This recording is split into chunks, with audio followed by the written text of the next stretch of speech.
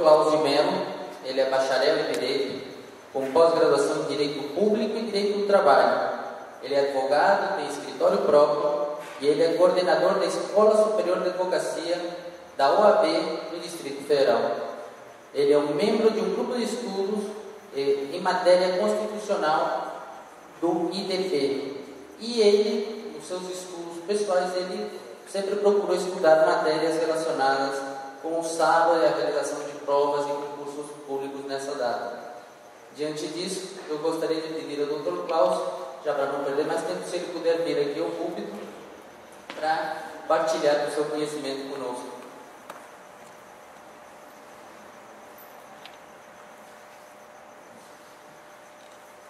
Pablo, muito obrigado. É uma honra estar aqui conversando sobre isso. E aí já vou calmar os irmãos. Eu sei que essa semana foi um pouco técnica para aqueles que não fazem direito ou não têm esse costume. E hoje nós teremos um tema um pouco mais simples. Eu vou tentar explicar porquê, de onde saiu esse tópico. Eu era recém-formado da Faculdade de Direito. E como todo recém-formado, a gente acha que sabe já muito. E a gente depois descobre que não sabe nada. E aí eu saí da faculdade e já entrei numa pós-graduação num local chamado Instituto de Direito Público, IDP, aqui em Brasília. Um local ótimo, excelente, onde eu realmente aprendi um pouco mais de direito. E me apaixonei tanto pela matéria de direito constitucional que resolvi escrever uma monografia. Meu orientador foi o ministro Gilmar Mendes, que falava sobre provas no sábado, de vestibulares e de concurso. Adorei o tema. Resolvi entrar no grupo de estudos constitucionais. E no grupo de estudos constitucionais, o coordenador era um dos maiores constitucionalistas do Brasil. O nome dele era Paulo Gonet, uma pessoa maravilhosa, autor de grandes livros. E eu, achando que já sabia muito, repito, eu era recém-formado, a gente acha que sabe muito, resolvi escrever um artigo sobre provas de vestibulares e concursos em dia de sábado, pegando a minha monografia e sintetizando para ela fazer parte de um artigo. E me preocupava algumas pessoas da mesa, porque além delas serem muito competentes, haviam pessoas que todas elas eram de religiões diversas. Não sabia como elas entenderiam esse tema. E comecei a falar sobre o tema. Todos aceitaram bem, à exceção do maior constitucionalista que estava na mesa, o professor Paulo Gonet. E o professor Paulo Gonet começou a me apertar, gente.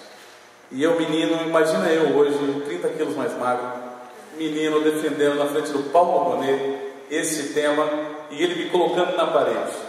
Eu que sou moreno fiquei azul, depois fiquei roxo, e depois não tinha para onde correr, comecei a debater com ele, achando que sabia alguma coisa. E aí o professor Paulo Gonet, ele colocou uma coisa durante os pontos que ele estava defendendo, do porquê que o Estado não deveria conceder nenhum tipo de prestação alternativa aos adventistas com relação às provas vestibulares do dia de sábado, onde ele narrou que o Estado laico, ele não atende nenhuma religião, ele não se preocupa com religião, e ele nega as religiões. E eu falei, professor, eu tenho um tópico aqui que vai te interessar, sobre o que é o Estado laico e sobre o que é o Estado ateu. E vou começar com você explicando um pouco sobre o que é o Estado ateu e o que historicamente ele tem feito. Nós temos três tipos de Estado em matéria religiosa. O Estado confessional. O Estado confessional existe principalmente em monarquias. O Estado confessional existiu principalmente em impérios. O Estado confessional, ele possui uma religião oficial do Estado. E ele pode ser ou não tolerante às demais religiões. Um exemplo de Estado que nós temos que era efetivamente confessional era o Estado romano à época de Jesus. Eles tinham uma religião, a religião romana, que era muito parecida com a religião grega. Eu vou mais para cá. Mas em alguns locais eles toleravam outras formas de apresentação religiosa. Por exemplo, os judeus, eles eram taxados de maneira um pouco mais caras, para que eles pudessem ter a sua religião própria e não se vincular à religião romana. Por isso que os judeus odiavam os cobradores de impostos. Os judeus pagavam mais impostos que qualquer outra facção pertencente ao mundo romano.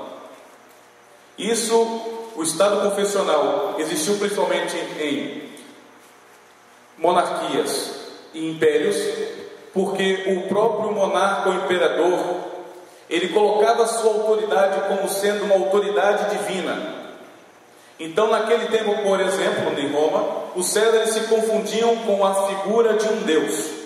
Eles possuíam poderes, ainda assim, semelhantes aos poderes religiosos. Hoje nós temos um Estado que é muito interessante, que apesar de haver liberdade religiosa, ele é confessional. É o Estado onde ocorreu, por exemplo, há pouco tempo atrás, as Olimpíadas. O rei, ele tem que obrigatoriamente pertencer à religião anglicana.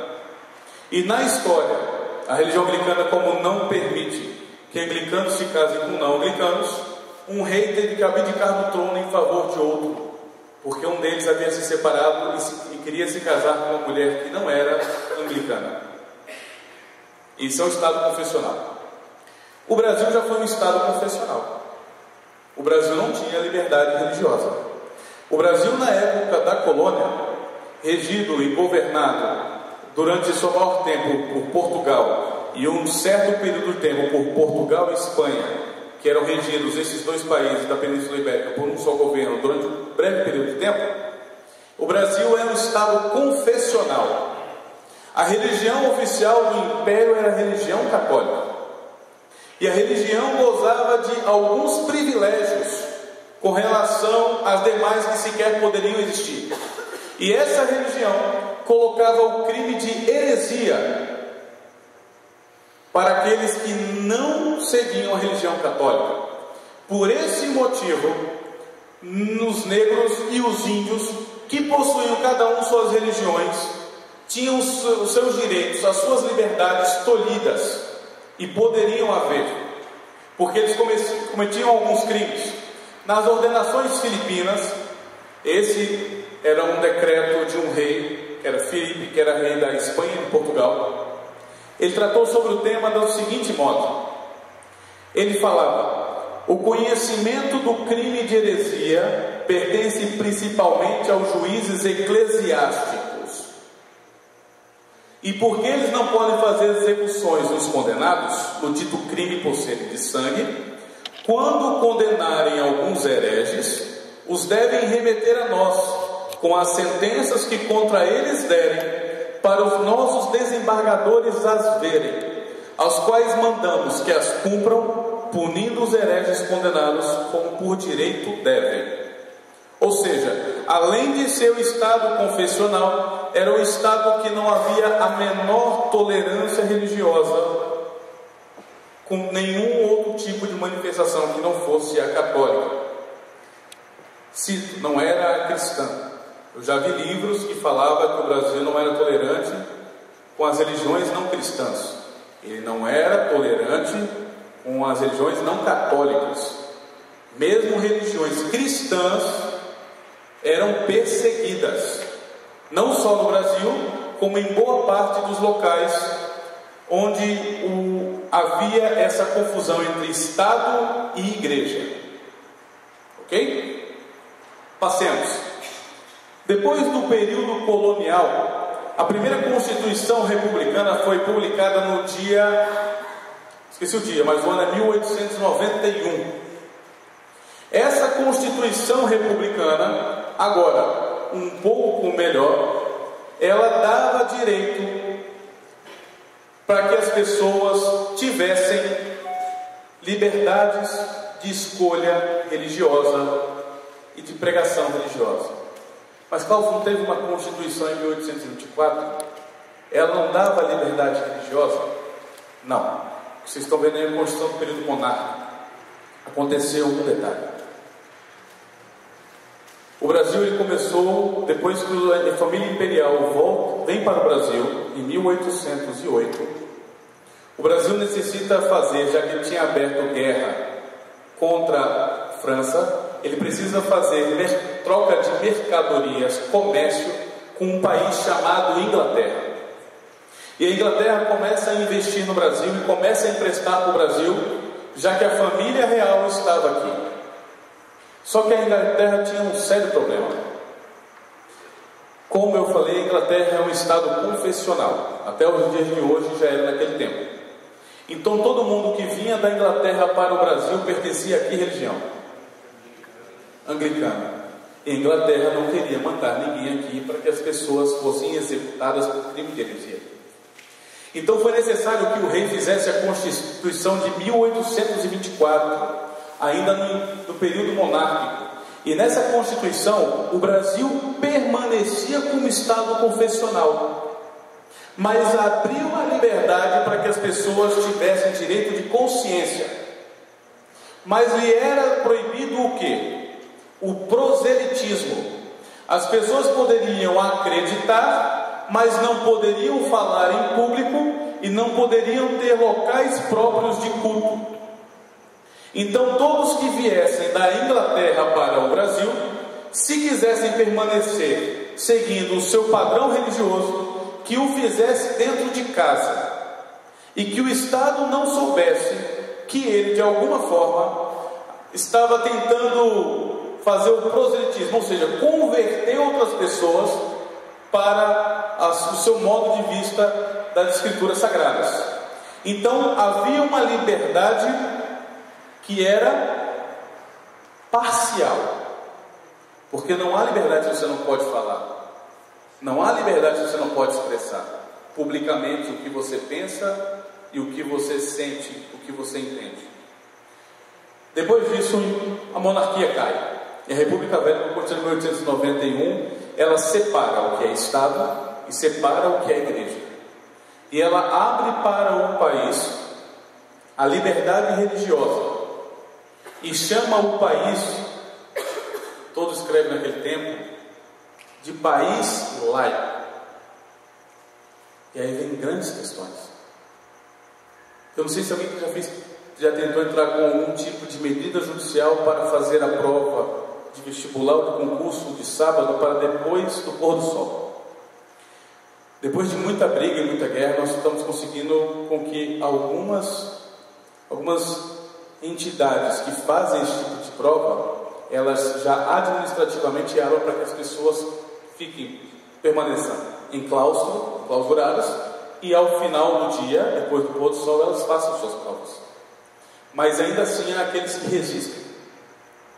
E aí nessas inúmeras decisões, eles pegavam esses termos, muitas vezes para negar. Aí vou citar alguma desembargadora, a doutora Selene. Ela dizia que o Estado laico, desde 1891, ele não deveria se preocupar com religião. Errado. O Brasil republicano, ele se preocupa com religião. E muito. E vou explicar qual é o motivo. Laico, vocês já sabem, já me contaram que o Tadeu deu um pouco de explanação, e ainda bem que os que me precederam não estão competentes. Já falaram sobre muita coisa e a gente não precisa voltar. O termo laico, ele vem de uma raiz grega chamada laikos, que significava simplesmente o povo em geral. E o povo em geral não clérigo. Por isso que foi traduzido como leigo em algumas questões. O Brasil é um país laico, não clérigo. E o que isso significa é que traz a questão. Eu vou explicar para os senhores, e vou voltar nesse termo, que é o Estado ateu, para que a gente entenda que esse tipo de posição de que o Estado laico não se preocupa com religião é errada do ponto de vista histórico, da etimologia da palavra e mesmo da própria Constituição. O Estado ateu, esse sim, não se preocupa com religião, não atende nenhuma religião, e em boa parte de onde ele foi implementado, assim como o Estado confessional, perseguiram as religiões. O Estado ateu nega Deus, nega qualquer forma de culto, seja cristão, seja muçulmano, seja judeu, budista ou qualquer outra forma de manifestação religiosa. Ele a persegue, ele não quer saber dela e muitas vezes não a tolera. A Albânia comunista, por exemplo, de 1967 até 1991, olhem só, nacionalizaram as propriedades de instituições religiosas, incluindo os bens de mosteiros, ordens e dioceses.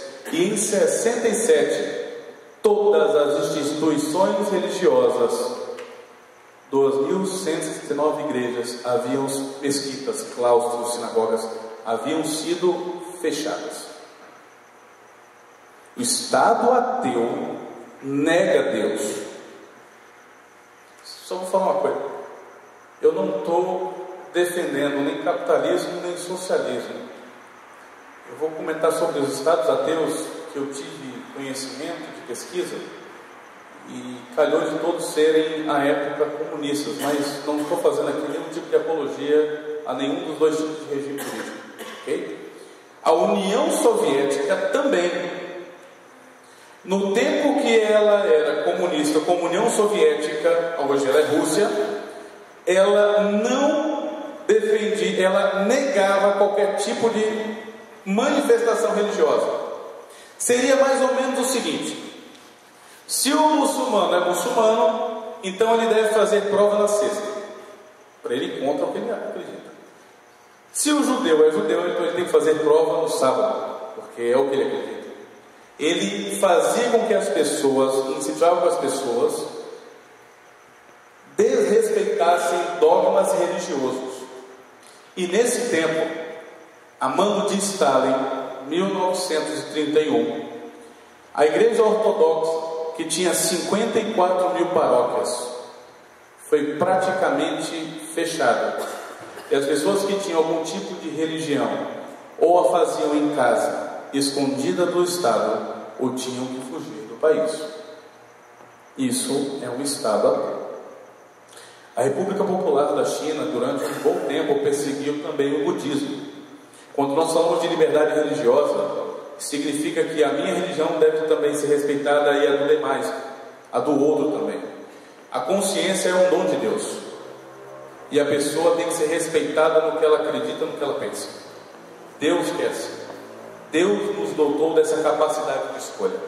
E a República Popular da China, em 1949 até 1978, ela perseguiu, considerando tirana, mesquitas, igrejas, templos budistas, e pegou todas as terras, transformando as terras das terras religiosas em terras estatais. Somente em 1990, é que houve um programa para que a China deixasse de perseguir as religiões e permitisse com que as pessoas tivessem liberdade de culto, de proselitismo. O Camboja também passou por isso. Khmer Vermelho, a Mongólia comunista também. Agora vamos para o Estado laico. O Estado laico, ele significa que ele não é confessional e ele também não é ateu. Qual é a diferença de negar a Deus ou você dizer que você não tem determinada escolha religiosa? Toda. O Estado laico que vem do povo, ele se obriga a atender todas as manifestações religiosas que o seu povo entende que são devidas. Não pode considerar como crime e defende a todas. E defender a todas não significa simplesmente colocar possibilidade de proselitismo e de criação de templo. Significa atender todas em todos os seus dogmas, desde que não sejam contrários, aí já é uma interpretação de alguns doutrinadores, não sejam contrários a outros direitos fundamentais como a vida. Por exemplo, a maioria dos estados laicos, se não todos que eu conheço, não aceitariam uma religião de pessoas que se alimentassem de outras pessoas. O canibalismo seria proibido. Por quê? Porque feriria um outro direito que também está expresso na Constituição de cada país e em tratados internacionais, que é o direito à vida, é o direito de ninguém ser perseguido. Então, o limite que ele impõe é quando se choca com o direito de outra pessoa, mas se não se chocar, se for garantida a igualdade, ele tem que aceitar essa religião e criar todos os meios possíveis para que ela se desenvolva sem ter liberdade. E isso é muito importante, liberdade. Sem ter liberdade de proselitismo e de atendimento à convicção religiosa. Vou explicar para vocês. Se uma pessoa é judeu, um judeu, guardador dos 613 mandamentos, e ele decide servir as forças armadas, e ele diz que se alimenta somente de alimentos kosher, alimentos que a Bíblia deixaria que ele comesse. E vamos dizer que um belo dia as forças armadas preparam somente uma feijoada de porco para ele. O Estado teria o dever, já que não estaria sendo vilipendiado nenhum outro direito, de proporcionar um outro tipo de alimentação para ele, já que por conta da sua consciência religiosa, aquele alimento não pode ser ingerido. Mesma coisa aos muçulmanos, mesma coisa aos adventistas. Vamos lá? O modelo adotado pelo Brasil desse modo, além de não negar nenhum tipo de liberdade, ainda coloca no preâmbulo o nome de Deus, especificamente. Por conta disso, até algumas pessoas que, por não entenderem o que é Estado laico e Estado ateu, que se levantaram para solicitar ao Supremo que o ensino religioso fosse banido de todas as escolas, em certo momento foi-lhes negado esse direito. Por quê? Porque o Estado não estava direcionando para nenhuma religião, e o Estado não podia negar a religião de ninguém. O Estado tem que criar meios para que todos envolvam sua religião de maneira sadia. Os alunos que se sentissem ofendidos e por qualquer outro motivo fossem pertencentes a uma outra modalidade religiosa, poderiam pedir para se abdicar de tais aulas, mas o Estado não era obrigado a fazê-las. Ok? E continua. A Constituição Federal, topo da lei. Vou explicar para vocês. O topo da lei é o que está escrito na Constituição. Nenhuma outra lei criada depois da Constituição pode ir de encontro a ela. E mesmo as que foram criadas antes da nossa Constituição, a atual foi feita em 1988, apesar de ser remendada até os dias de hoje, também não podem ir de encontro ao que está expresso na Constituição. E dentro da Constituição, como harmonia para interpretar todos os outros direitos que nela estão esculpidos, estão os direitos fundamentais.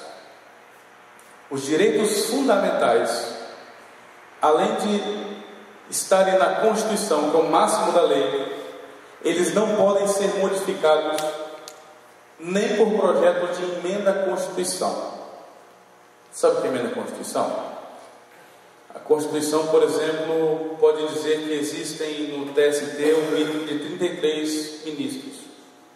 A Constituição pode ser modificada por um voto especial do Congresso Nacional para dizer que não só o mínimo não é 33, o mínimo é 60, já que o Brasil aumentou muito. Então, alguns pontos da Constituição podem ser alterados. Os direitos fundamentais, não.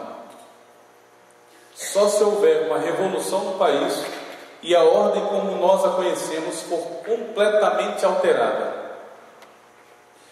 O direito à liberdade religiosa no país, no nosso Brasil, ela encontra-se expresso e encartado no rol de direitos fundamentais, que fala o seguinte: ninguém será privado de direitos por motivo de crença religiosa ou de convicção filosófica ou política, salvo se as invocar para eximir-se de obrigação legal a todos imposta e recusar-se a cumprir prestação alternativa fixada em lei. Vou dar um exemplo. Todos os homens no Brasil, quando completam 18 anos, o que eles têm que fazer?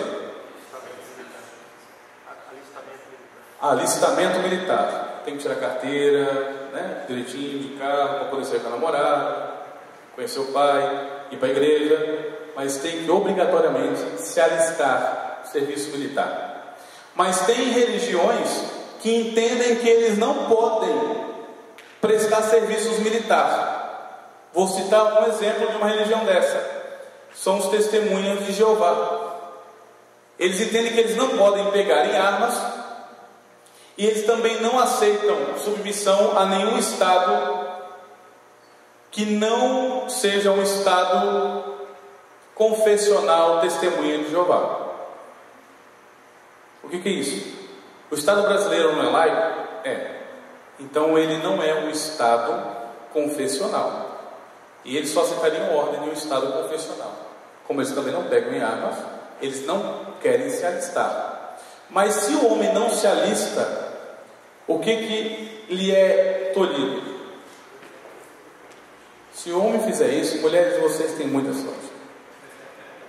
Porque a gente vai lá, perde o dia inteiro, é até engraçado. No dia lá o cara perguntou se eu queria fazer, como é que é o nome que eles chamam? Queria engajar. Eu falei, não quero nada, eu quero ir embora, estou estudando. E aí, se o cara não faz isso, só para depois ter lá dizendo que foi liberado, ele não pode fazer concurso público, ele não pode assumir cargo público, ele não pode fazer vestibular público, ele não pode fazer nada.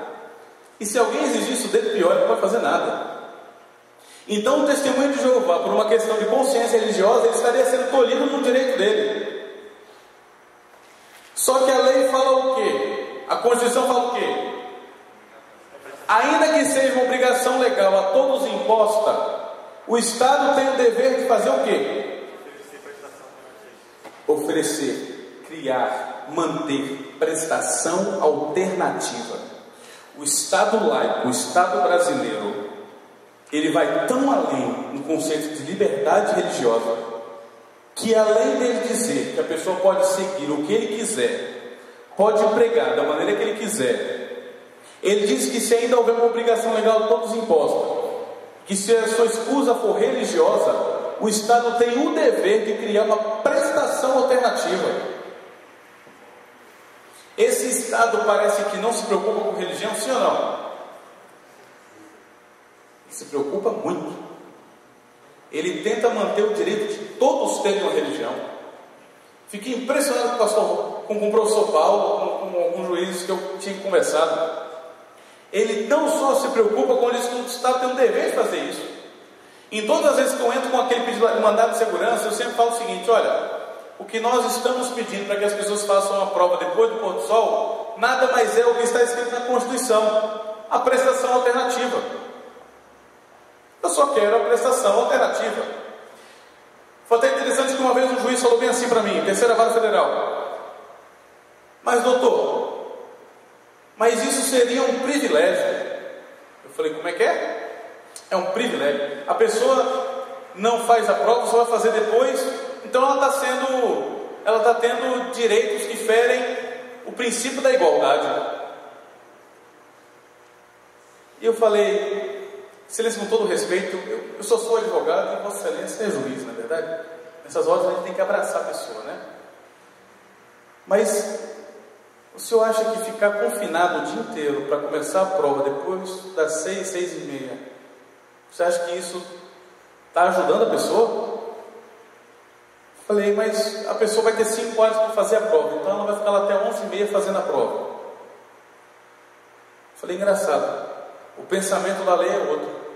Na CLT e na Constituição Federal dizem que quem trabalha à noite tem direito a adicional com relação a quem trabalha de dia.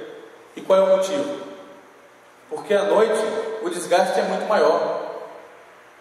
A nossa biologia, ela foi feita para funcionar que horas? De dia.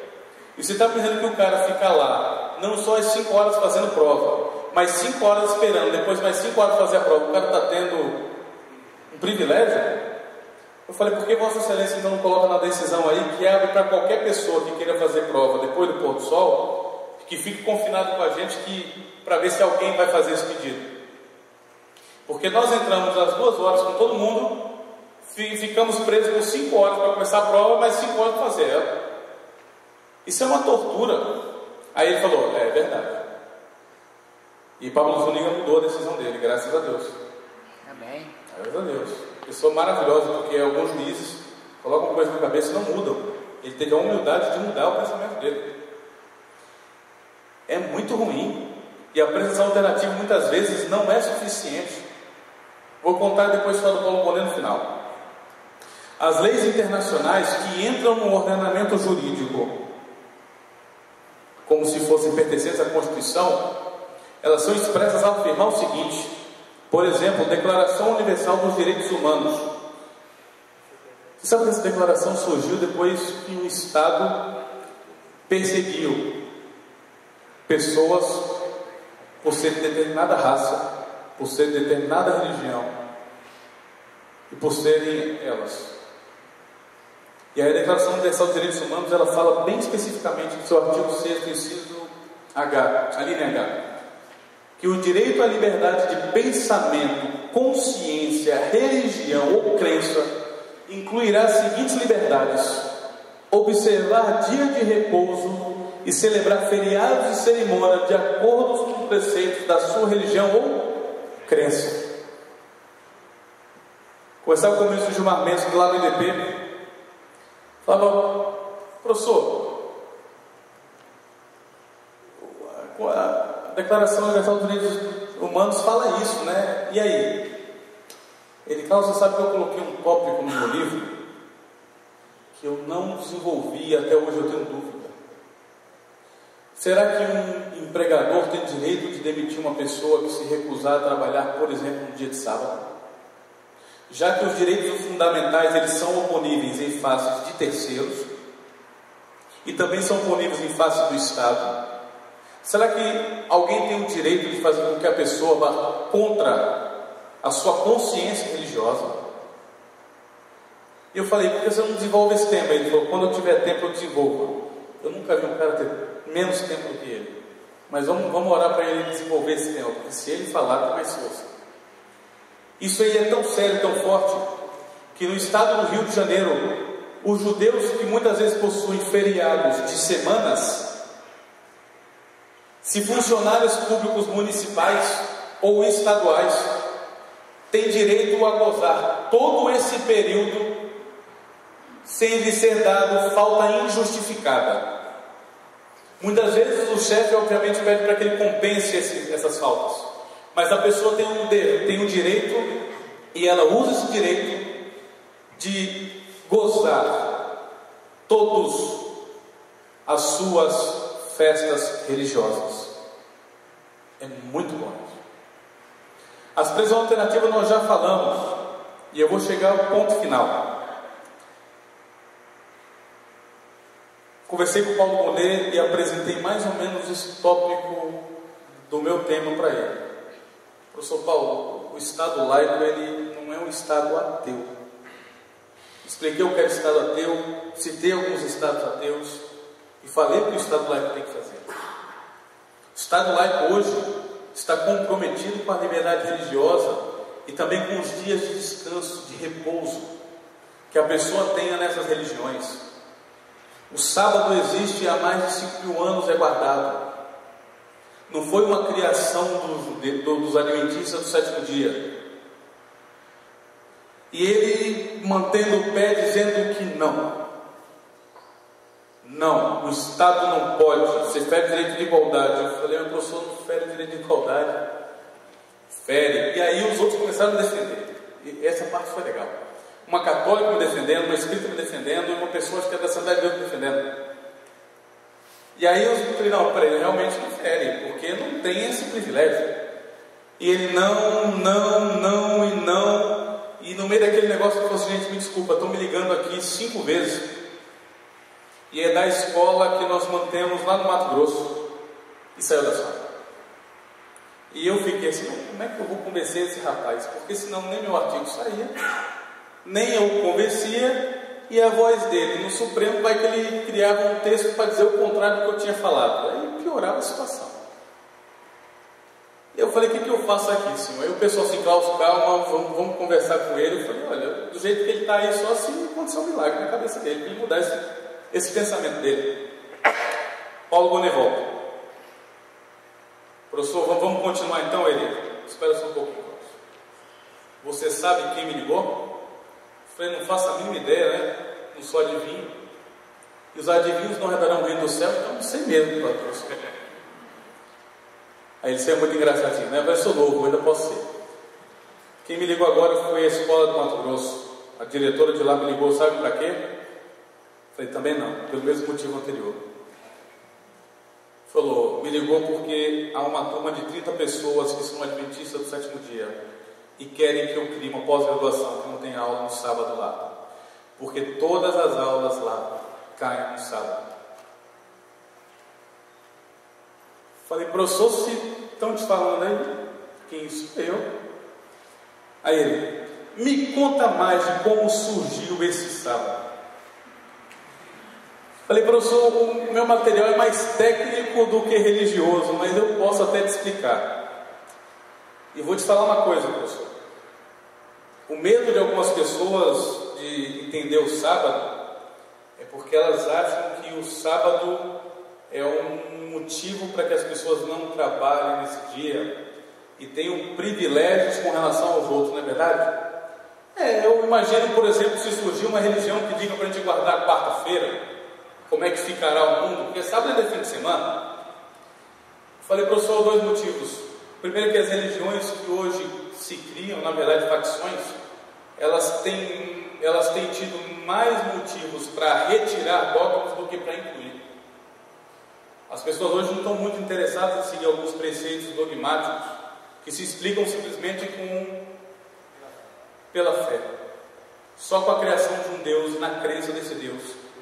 Dificilmente uma religião vai ser criada colocando mais dogmas do que se existe.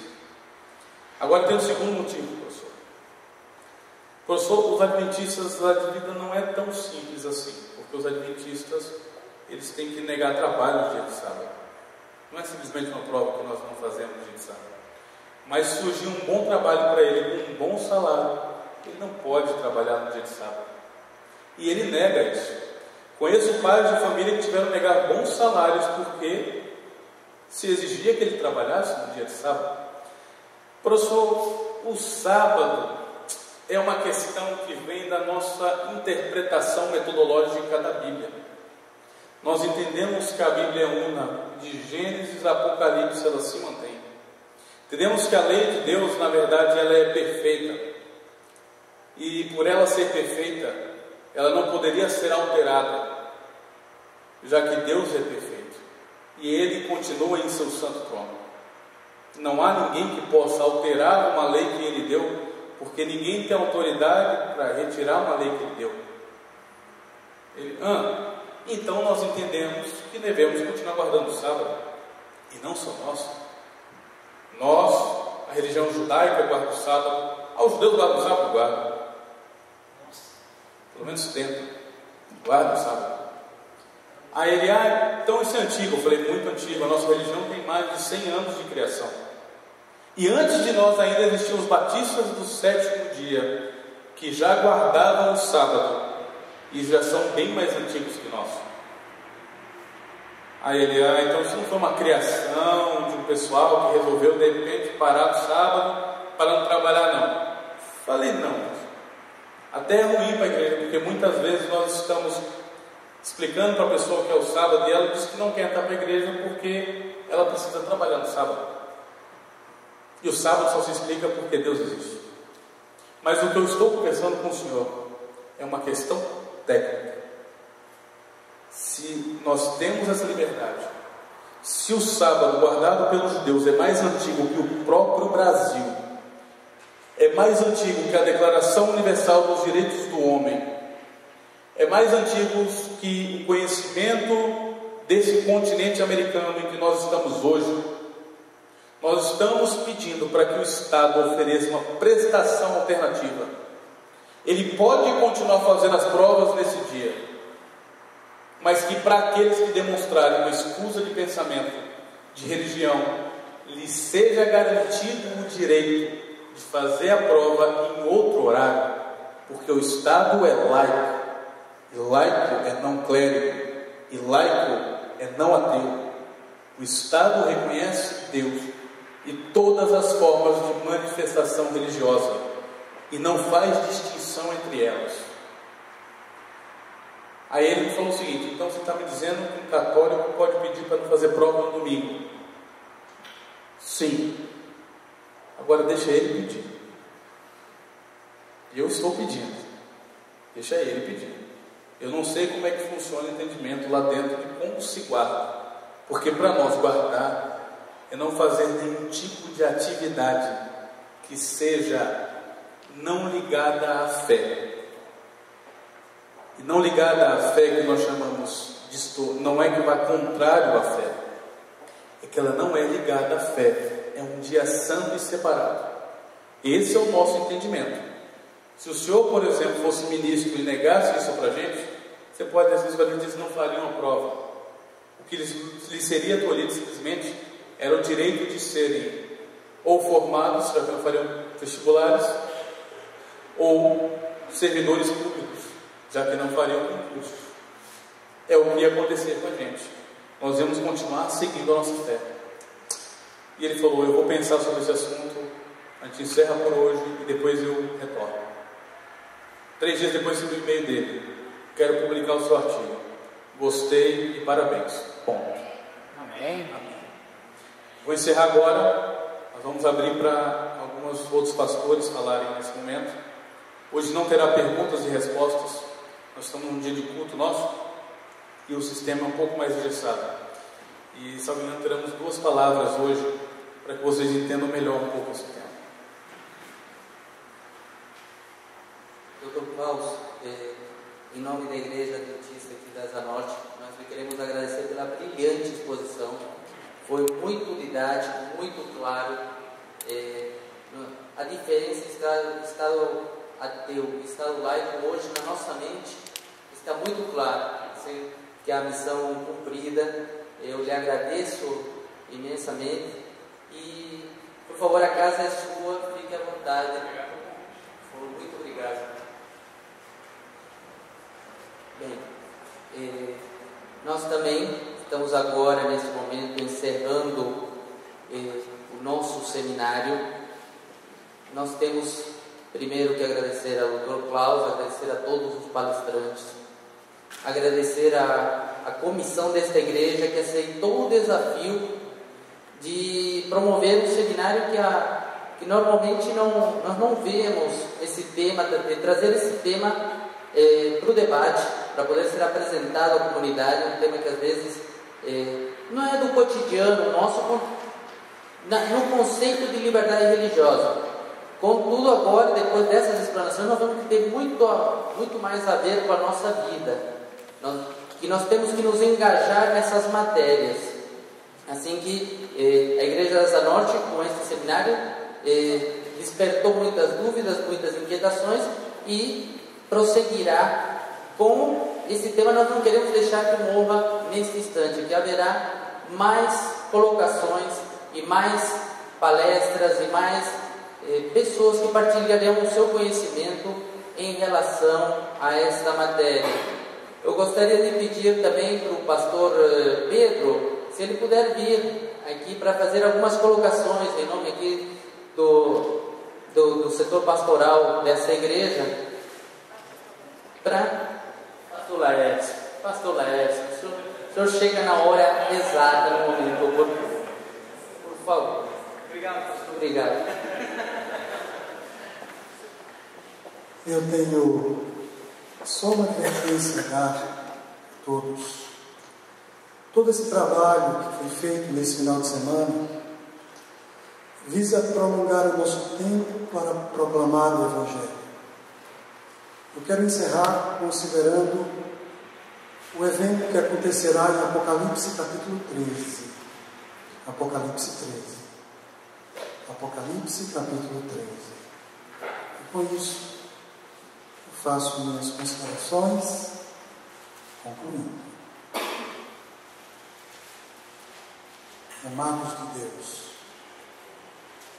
lá no Egito, o pessoal chegou lá como salvação e foram acolhidos e recebidos. Mas chegou um momento lá no Egito em que eles não foram mais bem-vindos e foram dias difíceis. Apocalipse 13, verso 13 diz que uma besta, um poder que opera grandes sinais, de maneira que até fogo faz descer da terra diante dos homens. É dito que ela seduziria os habitantes da terra. No verso 15, isso no 14, fala de sedução. No verso 15, é dito que daria fôlego a um poder religioso. Ele é um poder político, um poder religioso, que faria com que morressem aqueles que não a adorassem. No verso 16, é dito que a todos, pequenos e grandes, os ricos e os pobres, os livres e os escravos, faz que lhe seja dada uma marca sobre a mão direita ou sobre a fronte, para que ninguém possa comprar nem vender. Por mais que a gente cumpra o nosso papel como cidadãos, chegará o fim e chegará uma perseguição inevitável. Perseguição que veio sobre outros que vieram antes de nós. Nós vamos nos conduzir com ética, com amor. E a palavra de Deus tem uma expressão que justifica este evento. Tanto quanto dependa de vós, tende paz com todos. A perseguição ocorrerá? Ocorrerá. Mas não será por nossa causa. Muito obrigado, Pablo. Obrigado, amigo. Dr. Cláudio, muito obrigado. Obrigado a todos os que participaram deste encontro. É o despertar da consciência, mas a gente não pode ignorar que os 3 rapazes lá de Babilônia, Mesaque, Sadraque e Abednego, sofreram a ira feroz do governante, sem motivo. Chegará o fim. E por mais que sejamos decentes, corretos, bons cidadãos, o poder vai se levantar e vai perseguir a todos aqueles que não se unirem à sua ideia de poder, de governo. Porque chegará um momento em que eu e você ouviremos: escolha quem você vai servir. Hoje estamos livres. E a serva do Senhor diz com clareza que nós devemos aproveitar esse momento de liberdade e vivermos a liberdade que temos hoje. A verdade bíblica é que essa liberdade não durará para sempre. Até comprar e vender vai ficar impossível para você. Mas a gente não vai provocar isso. Quem fizer isso vai fazer sem que a gente tenha dado motivos. Estejam preparados. Esse mundo não é nosso. Não é o nosso lar. Nós vamos para outro lugar, para outro endereço. Mantenham viva a esperança. Nunca percam a esperança. Querem um conselho importante? Examinem as Escrituras. Façam isso. O Rei vem vindo.